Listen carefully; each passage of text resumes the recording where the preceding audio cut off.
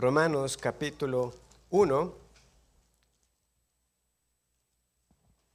Y para quienes nos han estado acompañando en las últimas semanas, saben que hemos iniciado entonces recientemente esta serie en la carta a los romanos.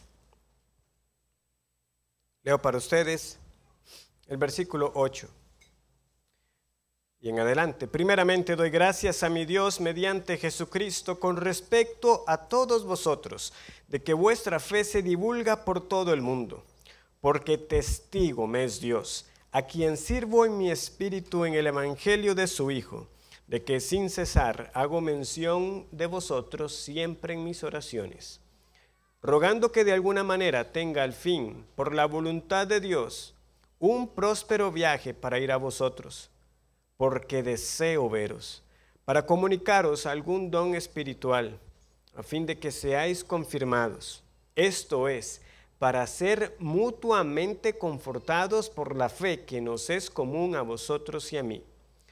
Pero no quiero, hermanos, que ignoréis que muchas veces me he propuesto ir a vosotros, pero hasta ahora he sido estorbado, para tener también entre vosotros algún fruto, como entre los demás gentiles, a griegos y a no griegos, a sabios y a no sabios soy deudor.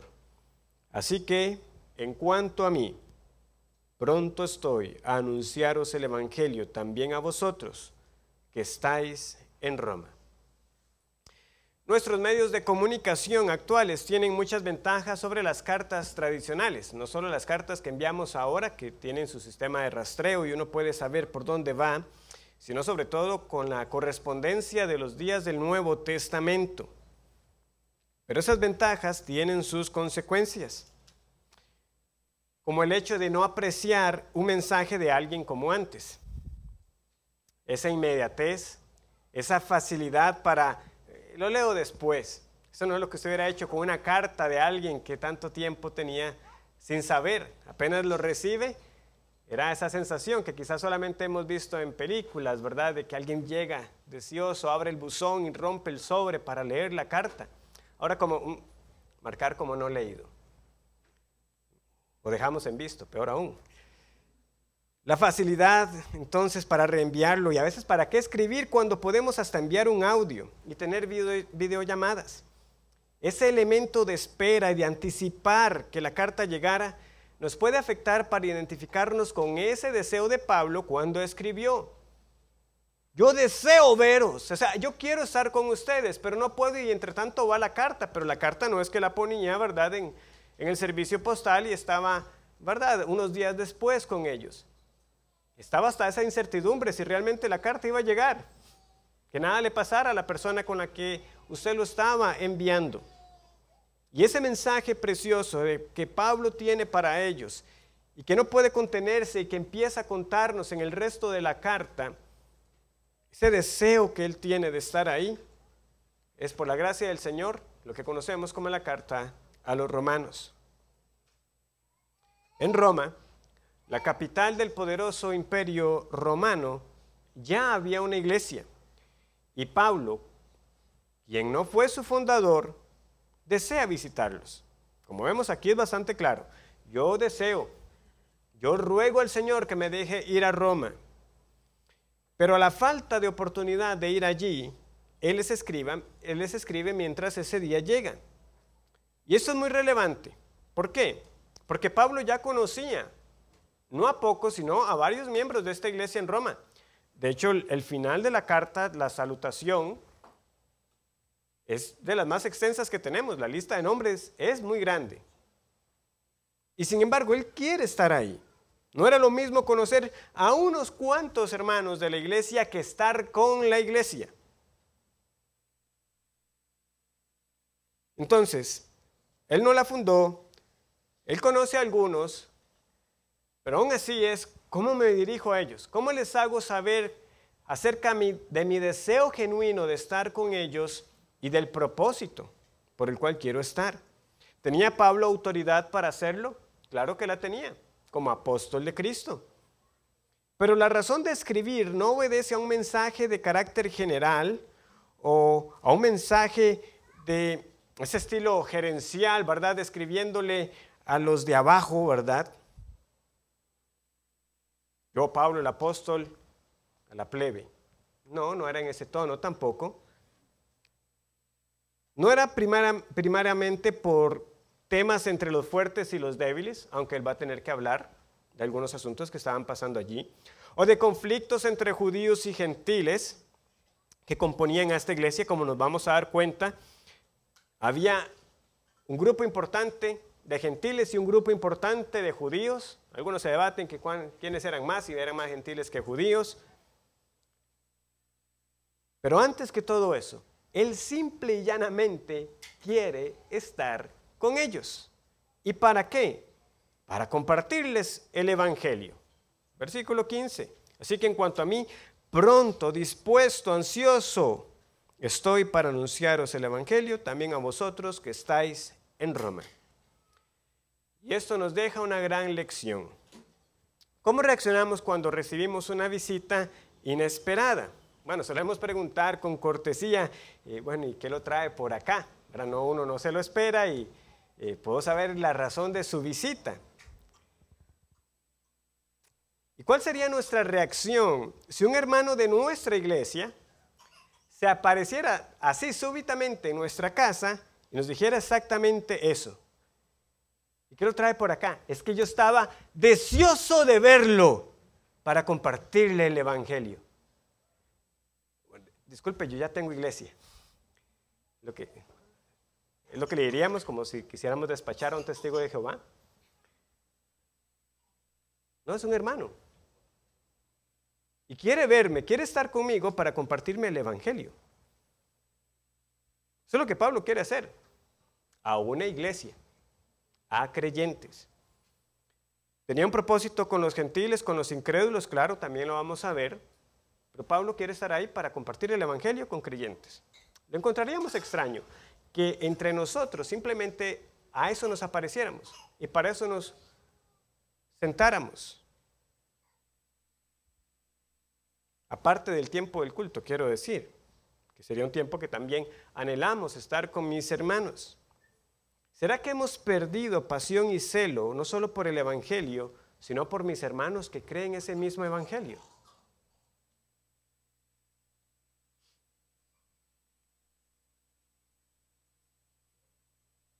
Como vemos, Pablo da gracias a Dios por lo que está haciendo en Roma, pero él quiere estar con ellos. No solo para visitarlos, sino para que haya todavía más fruto en esta iglesia. Y esto es lo que impregna, y ciertamente yo me debatía en cómo titular los puntos que vamos a ver, porque Pablo inicia con los motivos de su oración, pero hay partes en los que ya uno no sabe si sigue hablando del contenido de sus oraciones. Pero como vamos a ver, el deseo de Pablo estar ahí está impregnado en el contexto de la oración, porque no puede estar ahí con ellos. Entonces, mientras ese día llega, él está orando por poder estar ahí, y cuando esté ahí, por unas razones muy específicas. Por lo tanto, aquí veremos que hay lecciones muy importantes para nosotros. En primer lugar, debemos orar con más frecuencia. En segundo lugar, debemos orar con más acciones de gracias. Y por último, nosotros debemos suplicar para que el Señor dé más fruto siempre entre nosotros, en su iglesia. Y deberíamos servir apasionadamente para ver más fruto entre nosotros. Primero, debemos orar con más frecuencia. Pablo oraba constantemente por los romanos. Él quiere ver fruto. Y no solamente es que lo quiere ver, él quiere ser partícipe del fruto que se produzca en esta iglesia, pero no está ahí. Entonces, como no puede estar ahí, ¿qué hace por mientras? Ora. La oración era importante en la vida de este hombre. Leemos lo siguiente a partir del versículo 8. Primeramente doy gracias a mi Dios mediante Jesucristo con respecto a todos vosotros, de que vuestra fe se divulga por todo el mundo, porque testigo me es Dios, a quien sirvo en mi espíritu en el evangelio de su Hijo, de que sin cesar hago mención de vosotros siempre en mis oraciones, rogando que de alguna manera tenga al fin, por la voluntad de Dios, un próspero viaje para ir a vosotros. Antes de ver por qué da gracias y por qué pide el apóstol, notemos primero cuánto oraba por ellos. ¿Notaron esas palabras? Siempre, sin cesar, hago mención de vosotros siempre en mis oraciones. Son términos que nos hablan no de algo ocasional, sino de una actividad regular en la vida de este hombre. Pablo no está diciendo esto. Vea, no siempre oro por ustedes, pero cuando oro, doy gracias por ustedes. Eso no es lo que dice, ¿verdad? Sino que siempre que oro, doy gracias por ustedes. Vemos la diferencia, ¿verdad? Uno sería, vea, le soy franco, yo no me acuerdo de usted, pero cuando me acuerdo sí le doy gracias a Dios. No, siempre que oro, doy gracias a Dios por ustedes. Ahora, ¿cada cuánto oraba Pablo? Deberíamos suponer que era un hombre que oraba a Dios diariamente, todos los días. Es de suponerlo. Ahora, lo que llama más la atención es que al comparar las distintas cartas de Pablo, es fácil notar que esto es un patrón. La mayoría de sus cartas, tanto a las iglesias como a individuos, tienen estas afirmaciones de oraciones con frecuencia por sus destinatarios. Como es tan común, no vamos a leer todas las introducciones en sus cartas o todos los versículos en sus cartas que nos dejan ver esto, pero con 3 citas debería ser suficiente para ver el punto. Por ejemplo, vean cómo él escribe a los Efesios. Si vamos al primer capítulo de Efesios, en el versículo 15 y 16, leemos lo siguiente. Efesios 1, 15 y 16.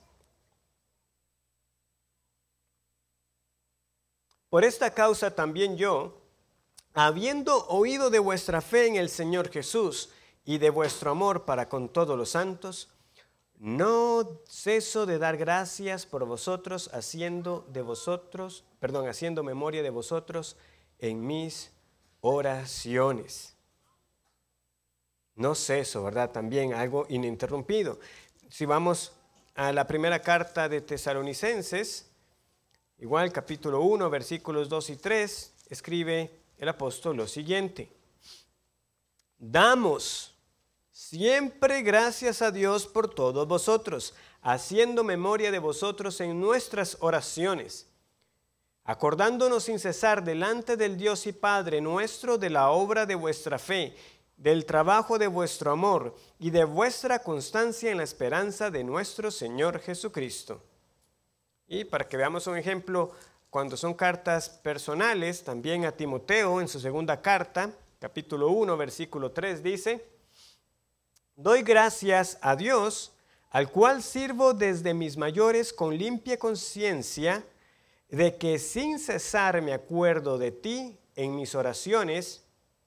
Si teníamos duda de si el apóstol oraba diariamente, dice más bien que en sus oraciones, noche y día.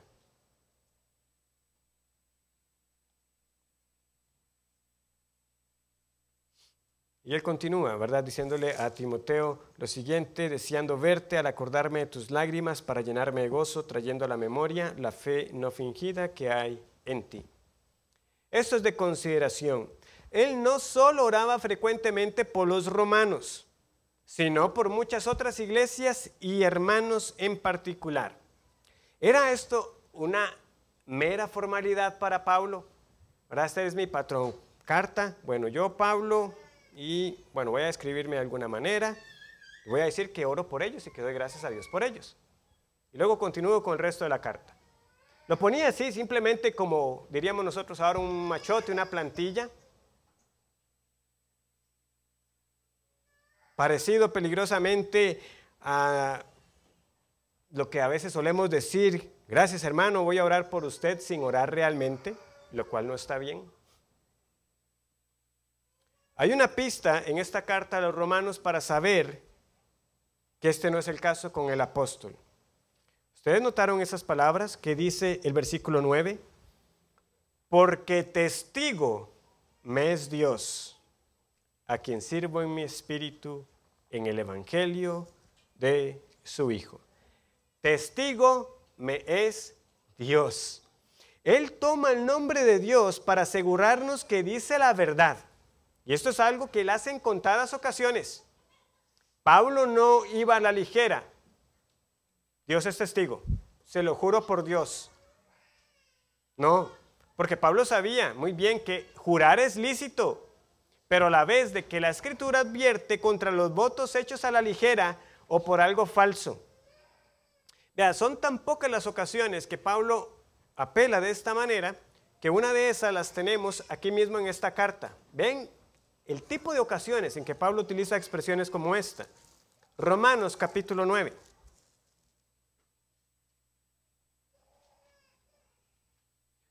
Romanos 9:1. Verdad digo en Cristo, no miento, y mi conciencia me da testimonio en el Espíritu Santo, que tengo gran tristeza y continuo dolor en mi corazón, porque deseara yo mismo ser anatema, separado de Cristo, por amor a mis hermanos, los que son mis parientes según la carne. Deseo ser anatema por amor a otros. ¿Qué palabras en las cuales no podemos ahondar hoy? Pero uno no dice palabras como esas a la ligera. Yo mismo no me veo diciendo algo así, lo tengo que reconocer. Perdido, separado de Cristo, por más grande amor que le tenga a alguien. Pablo tiene que decir, yo le estoy diciendo la verdad en Cristo. Y testigo me es Dios de que yo oro por ustedes todos los días. Pablo conoce bien las implicaciones del tercer mandamiento, en el cual nosotros no debemos tomar o portar el nombre de Dios en vano, porque lo que hacemos puede manchar el nombre de Dios o de nuestro Dios, a quien decimos servir. ¿Recuerdan esta ilustración que había empleado? Porque nosotros portamos el nombre de Dios, lo llevamos con nosotros como el apellido de la familia. Por eso no tomamos el nombre de Dios a la ligera, en palabra o en actos, porque hacerlo es como cuando un acto de nosotros mancha el apellido de la familia. Entonces, el que Pablo diga bajo juramento que ora por ellos, nos deja ver que no era de labios, que no era un discurso prefabricado para caerles bien y ganarse sus corazones. ¿Ha orado usted por cada uno de sus hermanos? Aquí no pedimos levantar las manos, cada quien se examina y sabe delante del Señor cuál es la realidad. Pero puede usted decir algo como esto: Dios es testigo de que oro por ustedes. ¿Ora usted por sus hermanos? Y segundo, que es nuestro punto principal, oramos con frecuencia. Oramos con frecuencia. Uno solo puede preguntarse cuánto tiempo oraba este siervo si oraba por todas estas iglesias y por todos esos hermanos todos los días. No cabe duda de que diariamente dedicaba una buena parte a la oración. Entonces Pablo está diciendo, hermanos, yo doy gracias a Dios por ustedes, yo oro por ustedes siempre, sin cesar. Dios es testigo. ¿A cuál Dios se refiere? Al Dios al cual le sirve en su espíritu en el evangelio de su Hijo. Esa palabra que tenemos ahí de que Él le sirve es latreo, donde tenemos la palabra latria. Los que han escuchado a veces esta distinción que hace la iglesia romana, ¿verdad?, entre latria y dulia, de que ellos no idolatran, ¿verdad?, las imágenes porque no están ofreciendo latria. Bueno, latria es lo que tenemos aquí. Pablo está diciendo, con mi servicio, es este Dios a quien yo le sirvo. Y es la misma palabra que encontramos en la Septuaginta, la traducción al griego del Antiguo Testamento, del servicio sacerdotal. Pablo los está poniendo al mismo lugar. Lo que antes los sacerdotes hacían en su servicio Dios es lo que ahora los creyentes podemos hacer, porque Él no solamente está hablando de su ministerio, más adelante también hablará del servicio que nosotros, incluso los gentiles, rendimos al Señor. Romanos 12:1, ¿verdad? Que presentemos nuestro cuerpo como culto, como sacrificio vivo, que es nuestro culto racional. Nosotros mismos podemos servir a Dios. Entonces, Pablo incluye en este servicio espiritual no solo la oración. Servir espiritualmente para Pablo era también viajar por tierra y mar. Servir espiritualmente para Pablo era predicar todo el consejo de Dios. Servir espiritualmente para Pablo era amonestar de día y de noche, hasta con lágrimas. Servir a Dios en espíritu era exponerse al apedreamiento, al naufragio, a los latigazos, a mucha oposición y dificultades. Por lo tanto, servir en el espíritu no es sinónimo de inmovilidad y de quietud física. Significa trabajar incansablemente y de corazón, con todo fervor, orando, predicando, exhortando y sí, a veces hasta haciendo tiendas para no ser carga a otros. Todo esto, ¿por qué? Por amor, por el evangelio de su Hijo. Este es todo el juramento que Pablo está haciendo. Yo les juro delante de este Dios, a quien sirvo con todo mi espíritu y fervor, de que doy gracias y oro por ustedes. Y eso me lleva al siguiente punto. No solamente estas palabras de aquí nos deberían exhortar a una vida más frecuente de oración por cada uno de mis hermanos, sino que también un elemento que debe estar presente en nuestras oraciones son las acciones de gracias. ¿Cuánto de este tiempo Pablo lo dedicaba dando gracias? Igual, si nosotros repasamos todas las veces que Pablo habla de sus oraciones, vamos a notar un patrón de agradecimiento. Pablo usualmente da gracias por otros y pide por otros por encima de él. Pablo pide por él, sí, en ocasiones él va a decir, pidan por mí o pidan por nosotros para que se nos abra puerta, ¿verdad?, para el evangelio, pidan por mí para que hable con denuedo la palabra de Dios, pero eso usualmente viene al final de las cartas, después de primero haber dado gracias a Dios por lo que el Señor está haciendo en ellos y de pedir primeramente también por ellos para que crezcan y abunden en amor y en todo conocimiento del Señor Jesucristo. Así como nos debemos preguntar cuánto tiempo oraba Pablo, también debemos preguntarnos cuánto de ese tiempo era dando gracias, dando gracias. Vean cómo dice el versículo 8, primeramente doy gracias a mi Dios. Y esa manera de decirlo es muy particular porque suena como si nos fuera a dar una lista. Primero doy gracias a Dios, ¿por qué? Primero por esto, segundo por esto, pero no es como ese estilo. No sabemos realmente, ¿verdad?, todas las razones por las que Pablo da gracias. Pareciera como que nos va a dar una lista, pero luego Pablo salta a las peticiones que él tiene. Pero lo que nos queda claro entonces es que este primeramente es un énfasis. Antes que nada, yo doy gracias. Más que una lista, es que él dice, yo encabezo mis oraciones dando gracias. ¿Por qué? Ahora sí, en este caso particular, él da gracias a mi Dios, nuevamente vean tono personal, este no es un Dios impersonal, es mi Dios, mediante Jesucristo, con respecto a todos vosotros, de que vuestra fe se divulga por todo el mundo. Esto también es digno de atención, como un predicador señalaba, Pablo da gracias a Dios por lo que sucede en Roma. Nuevamente, él no da gracias por quien quiera o quienes hayan sido los que primeramente llevaron la palabra a la iglesia en Roma, quien haya sido su posible fundador. Tampoco da gracias a los romanos por haber sido tan receptivos al evangelio. No, en última instancia, ¿para quién es toda la gloria y todo reconocimiento? Para Dios. Yo doy gracias a Dios por lo que pasa en medio de ustedes, porque solo a Dios es la gloria. Como también luego le dice a los corintios, unos plantan, unos siembran, otros riegan, pero el crecimiento lo da Dios. Esta es la obra de Dios enteramente. No es por virtud de los predicadores, no es por virtud de los receptores, es Dios quien los salvó por pura gracia, quien ha producido en ellos tanto el querer como el hacer. Y esta obra de Dios se ha hecho notoria porque se ha divulgado por todas partes. Dice, se divulga por todo el mundo, obviamente el mundo conocido.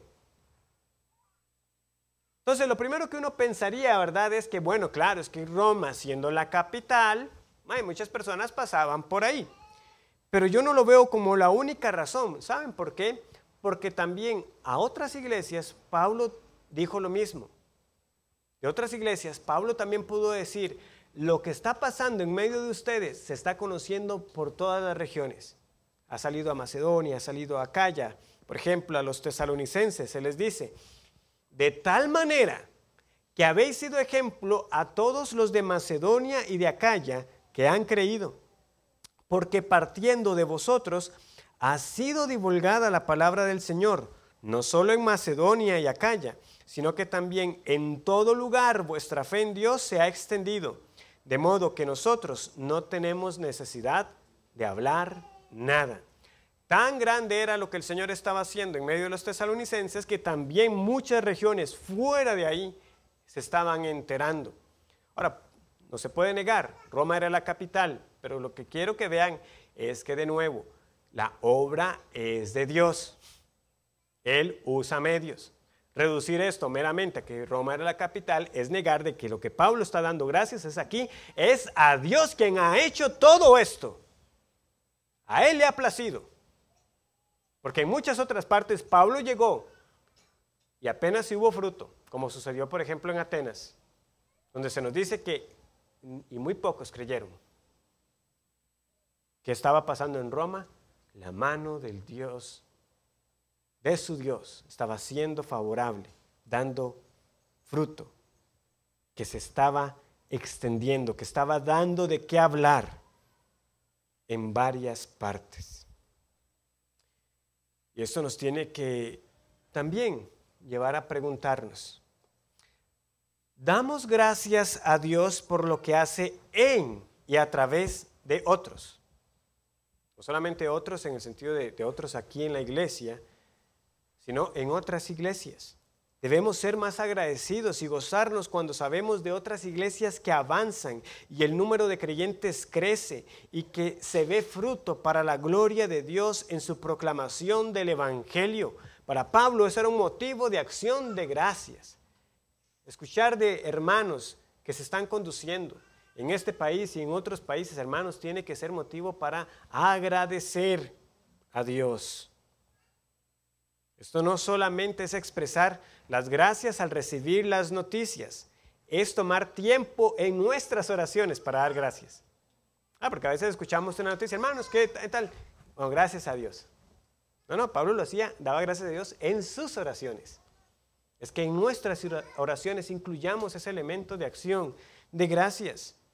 ¿Cuánto de nuestras oraciones son casi exclusivamente para pedir y pedir y pedir? Y por nosotros y por nuestra familia, y relegamos si acaso a hermanos en nuestra propia iglesia y por ahí otra iglesia.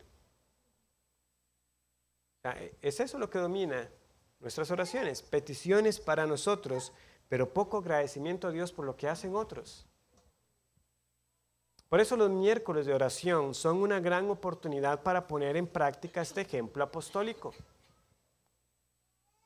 ¿Cuál es la primera petición o el primer grupo de peticiones que tenemos cada miércoles?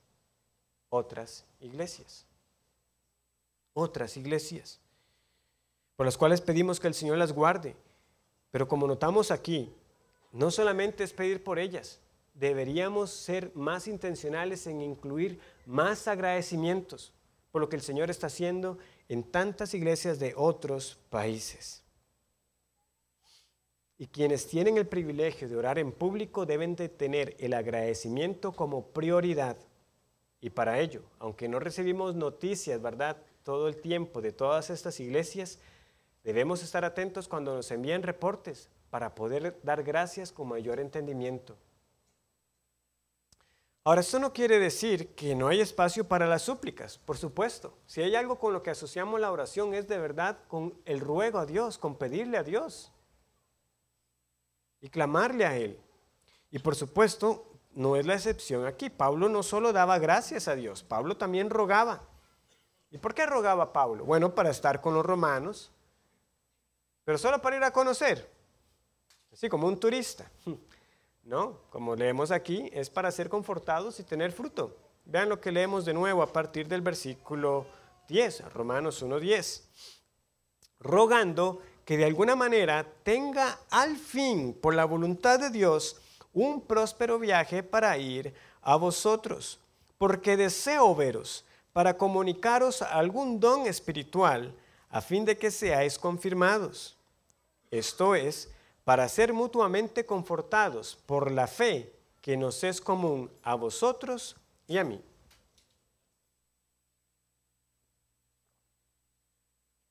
Entonces, ahora sí, Pablo nos deja ver algunas peticiones. En primer lugar, está esta súplica para que Dios, si es su voluntad, le conceda un próspero viaje para ir a vosotros.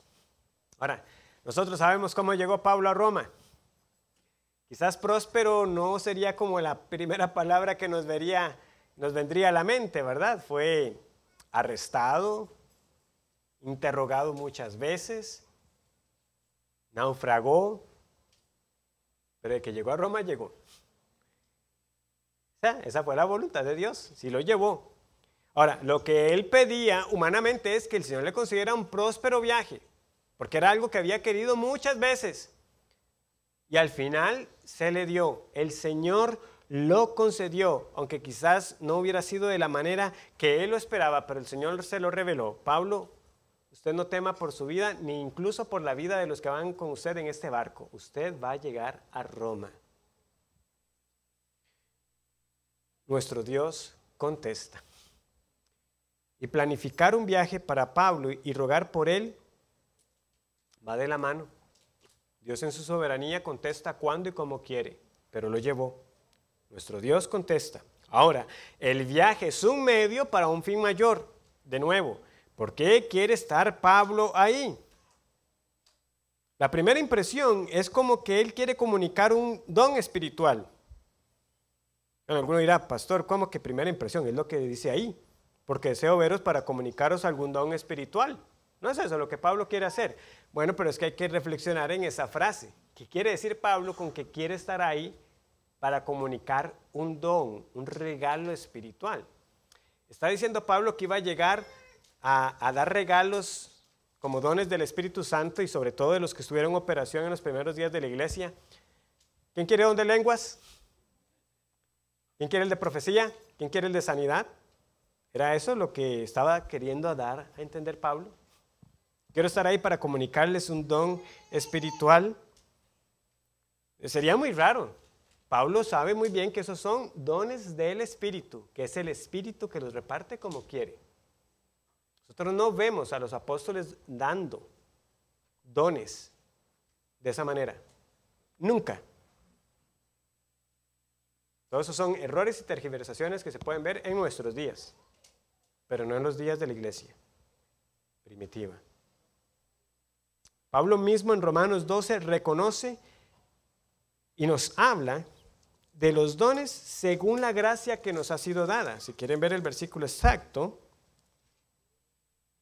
es el versículo 3, dice, digo pues por la gracia que me es dada a cada cual que está entre vosotros, que no tenga más alto concepto de sí que el que debe tener, sino que piense de sí con cordura, conforme a la medida de fe que Dios repartió a cada uno. Y nuevamente en el versículo 6, de manera que teniendo diferentes dones, según la gracia que nos es dada.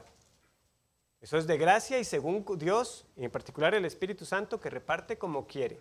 Entonces no puede ser que Pablo iba a ir a Roma a repartir un don espiritual en el sentido de dones espirituales como los tenemos, por ejemplo, en el capítulo 12.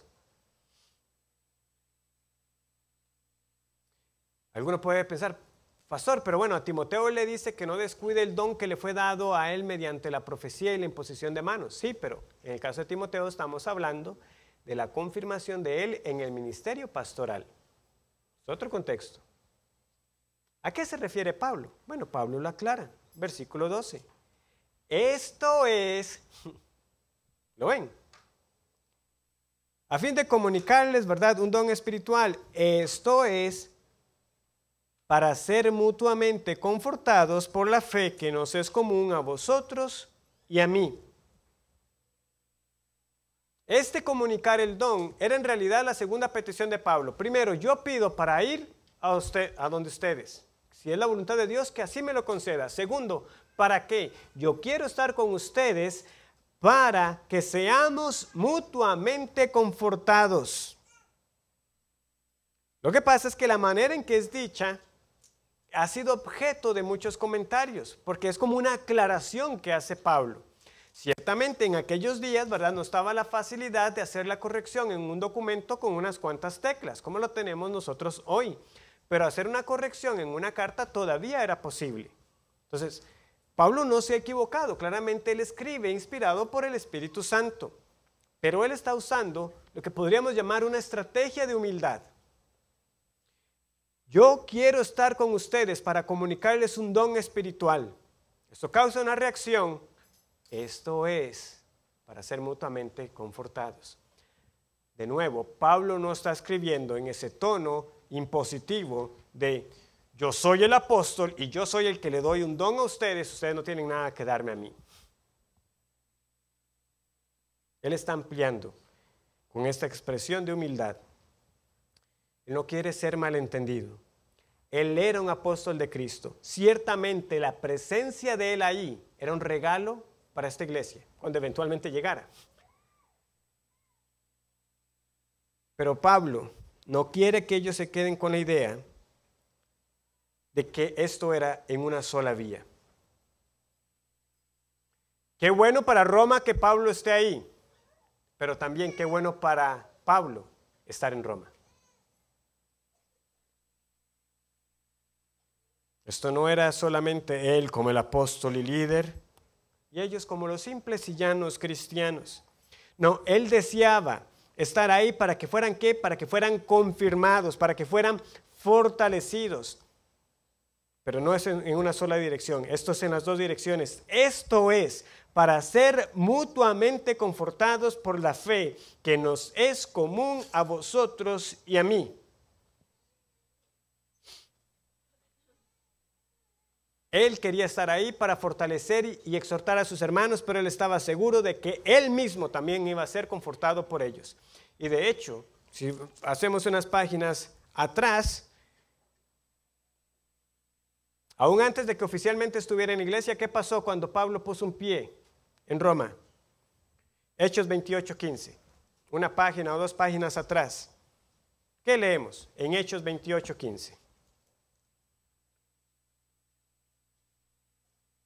¿De dónde? Oyendo de nosotros los hermanos, salieron a recibirnos hasta el foro de Apio y las 3 tabernas. Y al verlos, Pablo dio gracias y cobró aliento. Cuando él llegó a Roma a través de sus hermanos. La palabra que tenemos ahí, como ser mutuamente confortados, es la palabra sin paracaleo. Pastor, ¿qué es eso? Son 2 palabras que van a ver, nos resultan muy conocidas. La primera parte de esa palabra, sin, la tenemos en muchas palabras en español. Sinergia, cuando comparamos la sinergia con el monergismo. No voy a explicar ahorita todo eso. Sinfonía, sincretismo,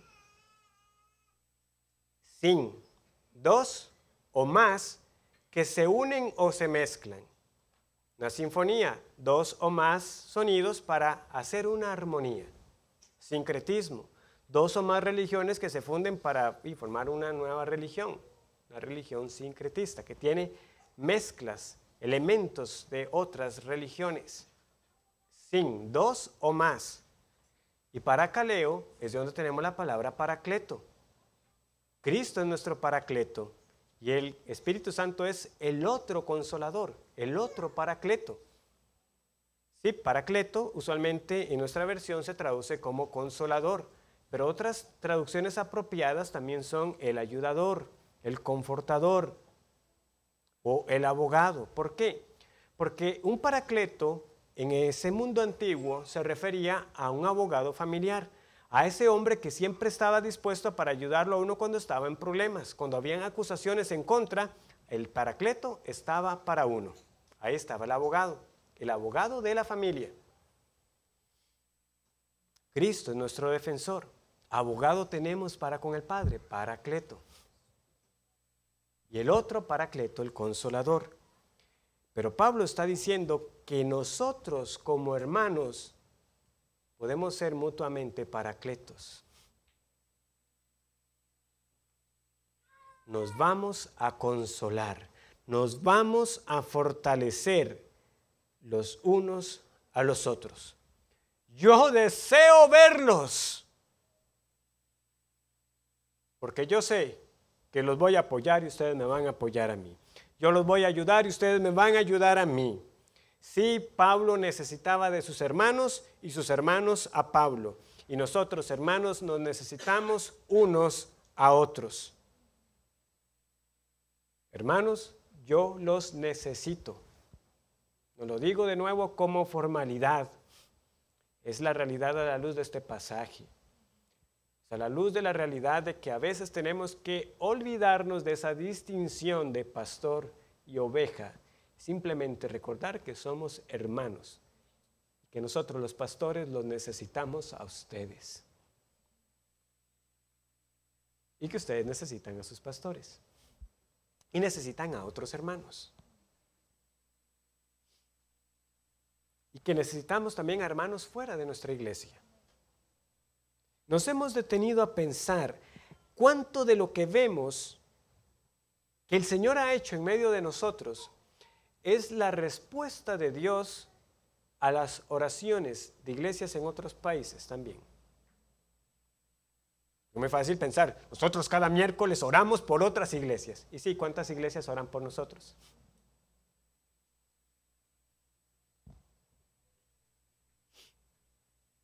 ¿Cuántos de acá ignoran, porque yo sé que han llegado recientemente, cuánto impacto han tenido las visitas, consejos de iglesias que se han desprendido de sus pastores para que vinieran a estar con nosotros por mucho tiempo, a dirigirnos cuando dábamos los primeros pasos en muchos temas, a apoyarnos en conferencias, a apoyarnos en los primeros procesos de ordenación de oficiales, de pastores y de diáconos?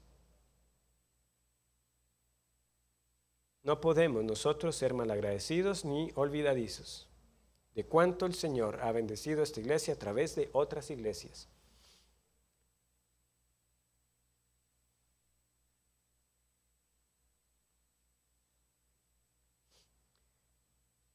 Por supuesto, también, no solamente lo digo a manera de exhortación, también lo tengo que decir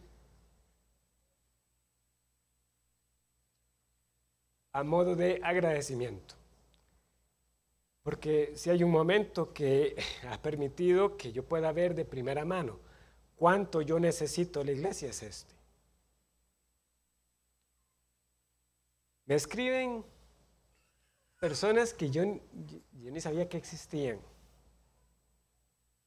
O recibimos cartas, bueno, mi esposa, obviamente, en primer lugar, de mujeres que ni sé quiénes son, diciendo que oran por nosotros.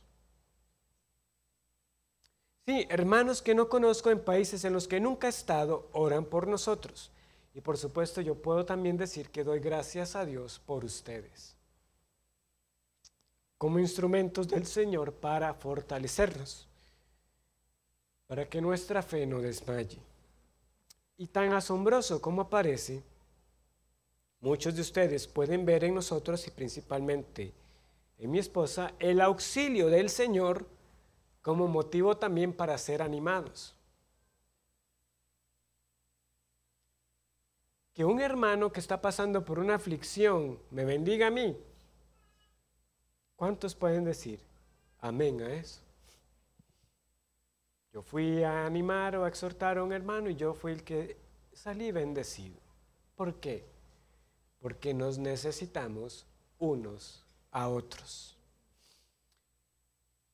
Por eso es doloroso cuando tenemos hermanos que empiezan a alejarse de la iglesia,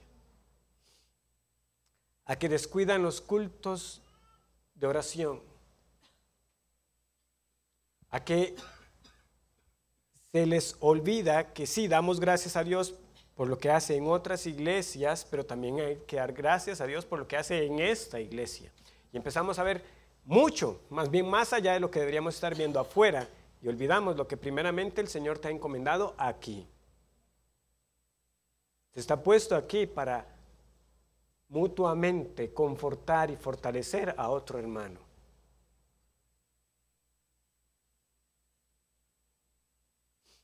Y hay algo que, por más oración que sí es hecha al Dios vivo, que las atiende, no puede realizar aquellos que están en otras partes, que solamente pueden hacer los que están aquí. Y por eso Pablo quiere estar ahí. Porque él ora a Dios, él ruega por fruto, pero él sabe que al final de cuentas no es lo mismo que estar en persona, fortaleciéndose y animándose mutuamente. Por eso él estaba loco por estar en Roma. Por eso nosotros deberíamos estar deseosos de cada domingo para poder estar con mis hermanos y de cualquier otra ocasión, en cualquier otro momento de la semana, para nosotros animarnos y fortalecernos. Porque nada reemplaza eso.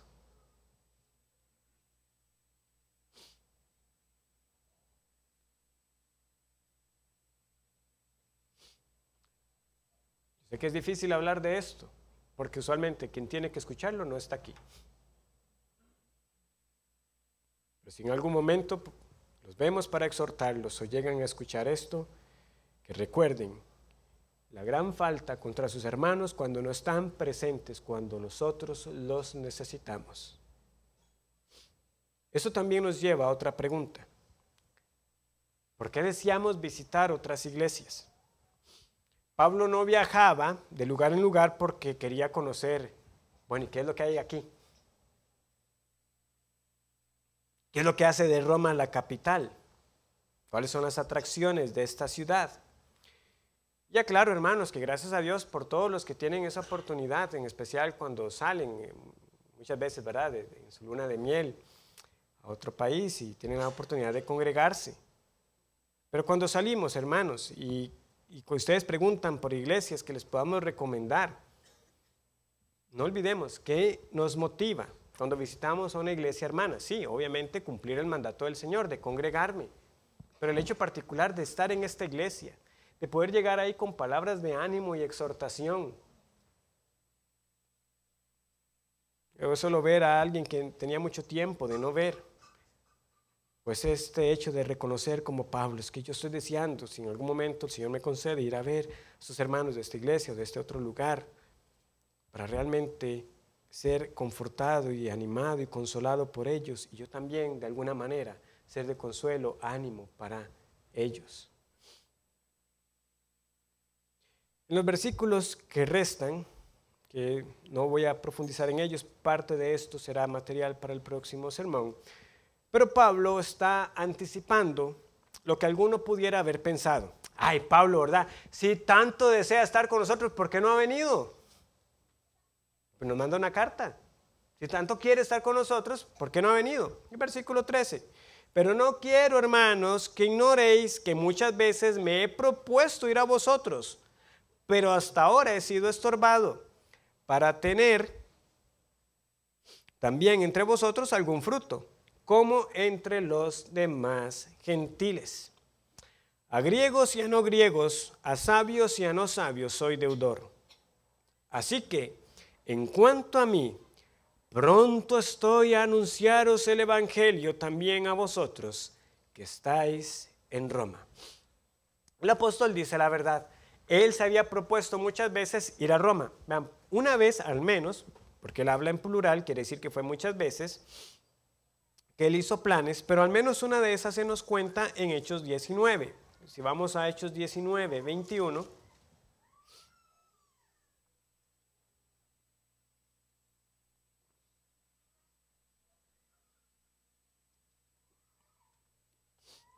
Leemos. Pasadas estas cosas, Pablo se propuso en espíritu ir a Jerusalén, después de recorrer Macedonia y Acaya, diciendo, después que haya estado allí, me será necesario ver también a Roma. Entonces lo ven, él tenía ese deseo y se lo había propuesto. Al menos Lucas nos narra esta ocasión en Hechos 19, pero hubo otras más. Como vimos, Pablo llegó como prisionero, pero llegó. El lenguaje del versículo también deja ver que este estorbo pudiera referirse a dos tipos de impedimentos que el apóstol enfrentó.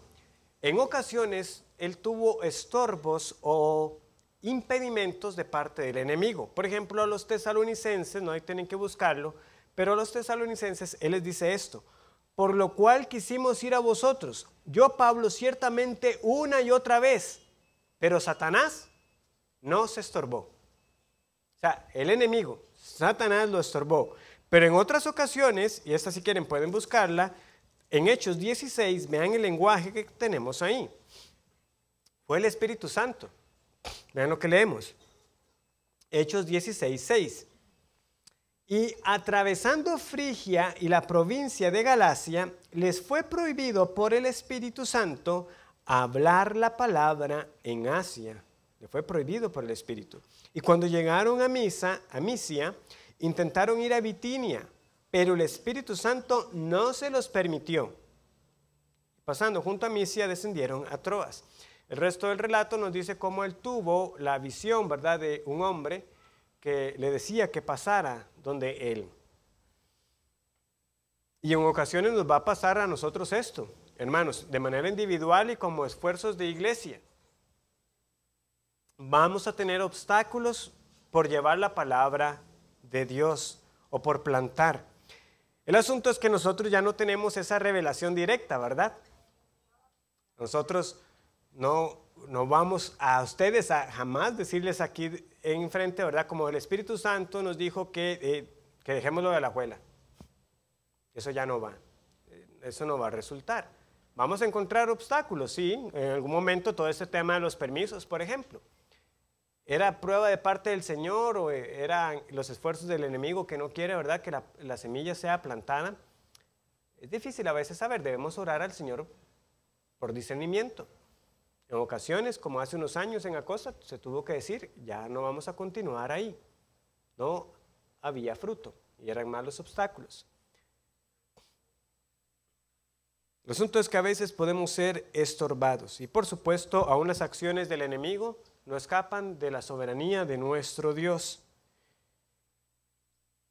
Pero debemos pedirle a Él ese discernimiento para nosotros insistir hasta que nos sea claro que esa no es la voluntad del Señor y que por lo tanto hay que moverse a otro lugar o dirigir los esfuerzos hacia otras cosas.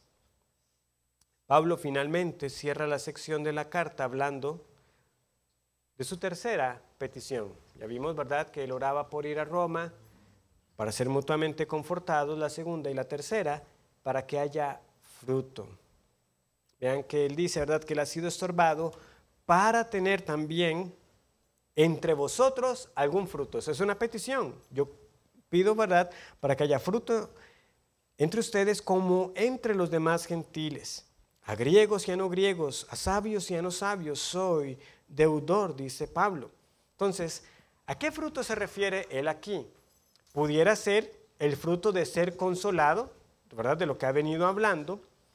Pudiera ser el fruto de sus vidas como creyentes, pero es más probable por el contexto, ¿verdad?, por lo que él está diciendo, como entre los demás gentiles, y luego pasa a hablar de griegos y no griegos, y de sabios y de no sabios, que Pablo esté ahora sí pidiendo para que el Señor le dé el fruto de convertidos entre los romanos. fruto de convertidos, fruto de salvación, de personas llegando a los pies de Cristo. ¿Por qué? Porque Pablo se ve como un deudor a griegos y a no griegos. En otras versiones aparece ahí como bárbaros. Porque se les decía bárbaros, ¿verdad? Ahora para nosotros esa palabra ya tiene como otra connotación. En aquel entonces era simplemente que como los griegos no entendían ese idioma, lo que estaban hablando eran como barbaridades. Como el bla bla bla de nosotros, ¿verdad? Pero entonces en vez de bla hablaros, ¿verdad? Esa es más o menos la idea. Es simplemente un asunto de que no se entendían. Pablo está diciendo, yo quiero fruto, no importa, entre griegos y no griegos, aunque los pudieran ver como los incultos, como los no educados, sabios o no sabios, ricos o pobres. Pablo dice, yo me veo como un deudor. Qué raro, claramente no es una deuda monetaria. Pablo no le debía dinero a medio mundo. Entonces, ¿de qué está hablando? No está hablando tampoco de una deuda primeramente con Dios. Él dice que se le debe a estas personas. ¿Qué es lo que quiere decir Pablo? Que él estaba obligado. Esta deuda la adquirió por la comisión de Dios que lo puso como apóstol a los gentiles. Por eso él puede decir que si anuncio el evangelio no tengo por qué gloriarme, porque me es impuesta necesidad. Dios le impuso esa necesidad, pero Pablo mismo la apropió para su vida. Y ay de mí si no anunciar el evangelio. Él se debe a ellos. ¿Por qué? Porque ellos deben escuchar el mismo evangelio que los salvó a él. Y este evangelio que lo salvó, como Pablo dirá, es un evangelio del cual no se avergüenza. Yo sé el poder de Dios para salvación. Esta es una obligación para Pablo. Yo me siento obligado moralmente a que otros escuchen esta verdad. Pero esta obligación para Pablo no era una pesada carga. Uy, ahí tengo que ir a predicar el evangelio otra vez porque Dios me hizo apóstol a los gentiles. No, versículo 15, así que en cuanto a mí, pronto estoy a anunciaros el evangelio, yo lo quiero hacer. Él está ansioso por predicar el evangelio. Y esto nos lleva a nuestras conclusiones. ¿Está usted deseoso de compartir el evangelio? ¿Se siente en deuda con aquellos que no lo han oído? ¿Cómo puede ser que nosotros tengamos este mensaje solo para nosotros y no seamos movidos a misericordia por la condición de los incrédulos? ¿Olvidamos nosotros que seríamos iguales o peores que aquellos que no conocen al Señor si no fuera por la gracia de Dios? ¿Se puede decir de nosotros que hemos sido salvados sin tener compasión por otros? Un predicador apropiadamente recordaba aquella escena en las Escrituras de unos leprosos que viéndose ya sin esperanzas de vivir se pasan al campamento enemigo y resulta que cuando se pasan al campamento enemigo encuentran los despojos y comida en abundancia y empiezan a comer, ¿verdad? Pero llega un momento donde dicen, un momento, lo que estamos haciendo no está bien, esto deberíamos comunicarlo. Ahora, ¿cuánto más nosotros con verdades eternas? Estamos aquí recibiendo y llenándonos nosotros, engordándonos. En algún momento tenemos que caer en cuenta que eso no está bien. No está bien solo recibir nosotros. Estamos en deuda. Deberíamos sentirnos como deudores. Que el Señor que me salvó me llama a mí a ser testigo de Cristo para que otros escuchen también esta preciosa verdad del evangelio. Y el Señor en su misericordia los alcance como me alcanzó a mí. ¿Está usted deseoso? No todos tendremos ese don particular del evangelista, pero sí todos somos llamados a ser testigos de Cristo. Y todos deberíamos tener un deseo, un anhelo por el evangelio. De nuevo, encontramos sumamente extraño que alguien nos diga que lo que estaba deseando de vernos a nosotros no era para hablar de aquello, de esto, de aquello otro, sino para hablarnos del evangelio. Y eso es lo segundo que quiero decir para finalizar. Pablo no solo está deseoso de predicar el evangelio para la salvación a los gentiles. Si vemos bien el versículo 15, lo que él dice es anunciaros el evangelio a vosotros que estáis en Roma. Es el evangelio a creyentes. a quienes ya lo creen. Nos cansamos del Evangelio o nos gozamos de meditar y compartirlo entre nosotros. Recuerdo uno de nuestros pastores que una vez compartía esto, que una persona se quejaba de la iglesia, es que hizo el Evangelio. ¿Y qué quiere?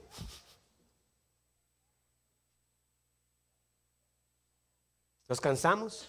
Podemos hablar de muchos temas, siempre permeados por una cosmovisión bíblica, pero nunca debería ser repetitivo para nosotros volver a las verdades básicas de la salvación por la fe en Cristo. Y debería ser esa nuestra súplica. Deberíamos rogar como Pablo: yo ruego por fruto entre nosotros. Demos gracias a Dios por lo que Él ha hecho en esta iglesia hasta ahora, hermanos, pero no nos conformemos, supliquemos por más, porque el Señor puede hacer más y puede darnos más, siendo nosotros instrumentos para edificarnos y consolarnos entre nosotros.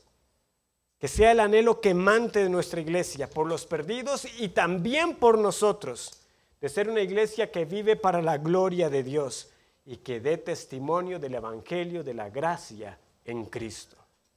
Oremos.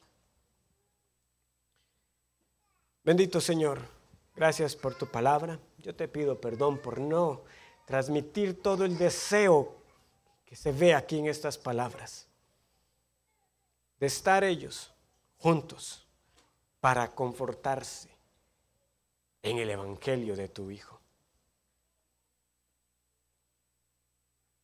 Oh Señor, que realmente podamos superar cualquier obstáculo físico.